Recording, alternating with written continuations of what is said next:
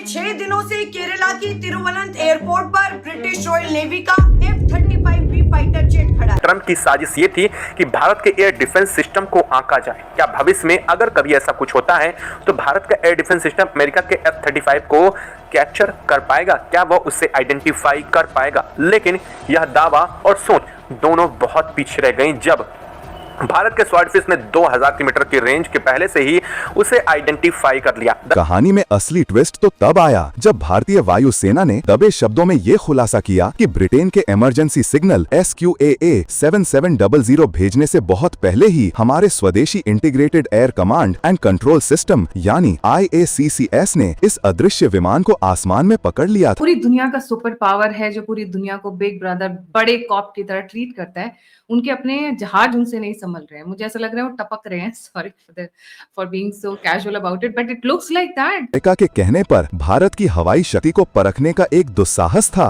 क्या अमेरिका ये देखना चाहता था कि जिस भारत ने हाल ही में ऑपरेशन सिंदूर के दौरान चीन और तुर्की के बने आधुनिक हथियारों को पाकिस्तान में घुसकर नेस्ते नाबूद कर दिया था, क्या वो उनके सबसे बड़े ब्रह्मास्त्र F-35 को देख भी पाता है या नहीं? अमेरिका को लगा था कि हमारा फाइटर जेट कंप्लीटली स्टील्थ है और हम उसे बड़ी आसानी से भारत की सीमा में ले जाएंगे और उसे निकाल भी लेंगे और भारत को इसकी कानो कान खबर भी नहीं लग पाएगी। लेकिन बात बिल्कुल उलट हो गई। उनका लेवल कुछ और है, वो उनकी डिफरेंट पेडिग्री है। हम शायद कोई एक ऐसी कौम है जो बनाना रिपब्लिक है। बिल्कुल उलट हो गई। दरअसल अब पायलट ने जो खुलासा किया है वो अब आपको हम बताने जा रहे हैं। यहाँ पर पायलट से जब इस बारे में, हालांकि 7 दिन बाद ही पायलट ने इसको लेकर के बहुत कुछ नहीं बताया। पहले चीजें गोल गोल घुमाई जा रही थी। पहले ये कहा गया कि फ्यूल कम होने की वजह से वह वापस अपने शिप पर नहीं जा पा रहा था, जिस वजह से वो रिफ्यूलिंग के लिए भारतीय एयर स्पेस में घुसा और फिर उसने भारत के सिस्टम से और कंट्रोल सेंटर से बात करके इंडिया में उसको तिरुवनंतपुरम बेस पर आसानी से उतारा गया। पहले बात ये सामने आई, लेकिन जब भारत ने इसको लेकर के ट्वीट करके जानकारी दी कि हमने F-35B को इस वक्त ट्रेस किया था और ना सिर्फ ट्रेस किया था बल्कि IACCS प्रणाली ने इसे अपने रडार सिस्टम में कैप्चर किया था, उसके बाद से सवाल पलट गए। दरअसल बाद में अब पायलट ने यह खुलासा किया है कि वो अपने जहां पर रॉयल ब्रिटिश नेवी के युद्धपोत था वहां से उड़ान भरी थी और उसे इंडिया के एयर स्पेस के थोड़ा अंदर आकर के वापस लौटना था। लेकिन उसे इंडिया के एयर स्पेस के अंदर आने से लगभग 3.5 माइल की दूरी के पहले ही भारत के स्वॉर्डफिश रडार सिस्टम की तरफ से डिटेक्ट किया गया। हालांकि वो चाह रहा था कि वो इस बात की जानकारी ना दे और ना ही उसे आइडेंटिफाई। तो F-35B ये एयरक्राफ्ट है और HMS प्रिंस ऑफ वेल्स जो कि यूके का एयरक्राफ्ट कैरियर है, ये ऑपरेट कर रहा था इंडियन ओशन में। 8 महीने से का डिप्लॉयमेंट है ये और ऑपरेशन हाई मास्ट करके उसका नाम है। तो ये ऑपरेट कर रहे थे उसमें और इसके बाद अब मिडिल ईस्ट से ये निकल के एयरक्राफ्ट पैसिफिक की तरफ जा रहा था। तो ये ऑपरेशंस करते हुए ये 65,000 टन का ये एयरक्राफ्ट कैरियर है, अच्छा बड़ा एयरक्राफ्ट कैरियर है और इससे ये इनके F-35B जो फाइटर जेट एयरक्राफ्ट हैं और ये ऑपरेट करते हैं इसको। तो सीक्वेंस ऑफ इवेंट आपको मैं बता देता हूं कि क्या हुआ।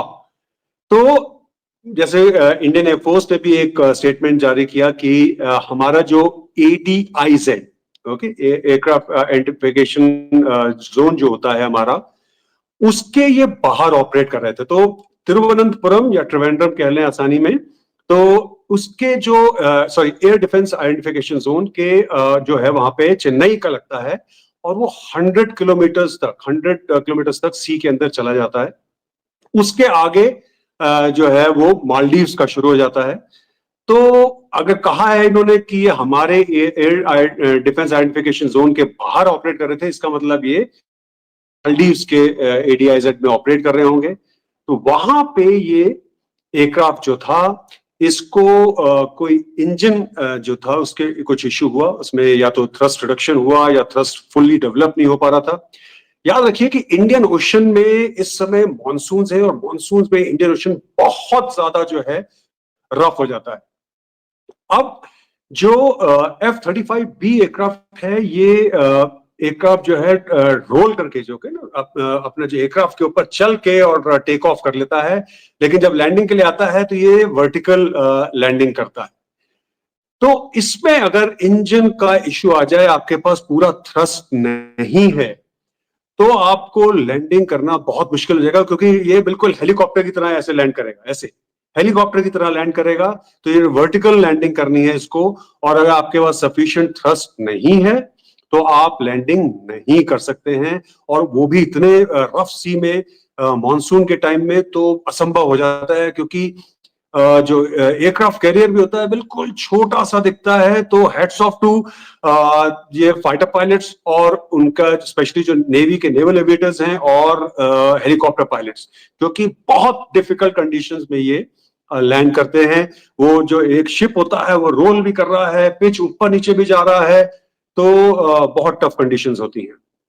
तो बहरहाल इन्होंने क्या किया, क्योंकि इन्होंने सोचा कि पावर कम है तो फ्यूल डंप कर देते हैं, तो उनका जो फ्यूल था उन्होंने वो डंप किया और फिर लैंड करने की कोशिश की, लेकिन वो सफिशिएंट पावर उनके पास अभी भी नहीं थी, और इनको फाइनली त्रिवेंद्रम की तरफ डाइवर्जन करना पड़ा, क्योंकि हर एयरक्राफ्ट जो होता है एक प्राइमरी उसका डेस्टिनेशन होता है, जो कि इस केस में एयरक्राफ्ट कैरियर था, अदरवाइज आपका लैंड पे कोई एयरफील्ड हो सकती है, और सेकेंडरी एक एयरफील्ड होती है जो आप अगर उस अपने डेस्टिनेशन पे लैंड नहीं कर पाते हैं तो वहां चले जाएंगे, और वो बहुत कंडीशंस हो सकती हैं, वहां पे वेदर खराब हो सकता है, या कोई कंडीशन सफिशिएंट नहीं है, रनवे ब्लॉक्ड है, या तो इसमें इस कंडीशन में क्या था कि ये इनकी खुद की कैपेबिलिटी नहीं थी एयरक्राफ्ट कैरियर पे लैंड करने की, तो इनको डाइवर्ट करना पड़ेगा। अब याद रखिए कि इन्होंने डंप कर दिया था फ्यूल, तो डंप कर दिया था, तो एक जो पार्शियल पावर के साथ एयरक्राफ्ट आ रहा है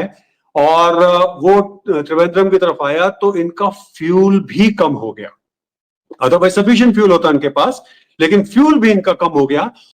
जय हिंद दोस्तों, आपका फास्ट नॉलेज फैक्ट में स्वागत है। ब्रिटेन की रॉयल नेवी की एक अत्याधुनिक F-35B stealth fighter jet Kerala के तिरुवनंतपुरम अंतर्राष्ट्रीय एयरपोर्ट पर पिछले 7 दिनों से खड़ा है। यह जेट 14 जून की रात करीब 9:30 बजे इमरजेंसी लैंडिंग करते हुए उतरा था। शुरुआत में इसकी लैंडिंग का कारण ईंधन की कमी बताया गया था और इसकी भारत में ही मरम्मत की जा रही है। अगर मरम्मत स्थल पर ही इसका समस्या का समाधान संभव नहीं हुआ तो अधिकारियों ने संकेत दिया है कि इस उच्च तकनीकी फाइटर जेट को सैन्य कार्गो विमान के जरिए वापस ले जाया जा सकता है। यह प्रक्रिया विमान की स्थिति और तकनीकी मूल्यांकन पर निर्भर करेगी। इस उन्नत जेट के भारतीय धरती पर आपात स्थिति में उतरने और फिर तकनीकी वजहों से लंबे समय तक फंसे रहने की घटना ने दोनों देशों के बीच सुरक्षा सहयोग, आपात प्रबंध और तालमेल से जुड़े कई अहम सवालों को जन्म दिया है। हालांकि भारत और ब्रिटेन की रक्षा अधिकारी मिलकर इस संवेदनशील स्थिति को संभालने में सक्रिय है।